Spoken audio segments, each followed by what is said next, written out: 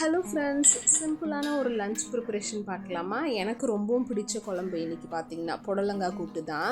ஒரு பேனில் 2 டீஸ்பூன் கடலெண்ணெய், 1/4 டீஸ்பூன் கடுகு, ஒரு கொத்து கருவேப்பிலை, பூண்டு, 2 பெரிய வெங்காயம் போட்டு நல்லா சாத்தே பண்ணிக்கணும்.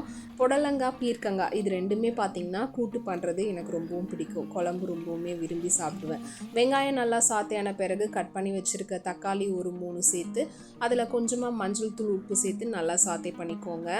புடலங்காயை ஒன்றுக்குள்ளே ஒன்று வச்சு ஸ்டாக் பண்ணி கட் பண்ணிங்கன்னா புடலங்காய் கட்டிங் வந்து ரொம்பவும் ஈஸியாக இருக்கும். ஒரு கைப்பிடி அளவு ஊற வச்ச கடலைப்பருப்பு சேர்த்துட்டு கட் பண்ணி வச்சுருந்த புடலங்காய் உங்களோட காரத்துக்கு ஏற்ற மாதிரி வரமிளகாய் தூள் சேர்த்து தண்ணி சேர்த்து நல்லா மிக்ஸ் பண்ணிக்கோங்க.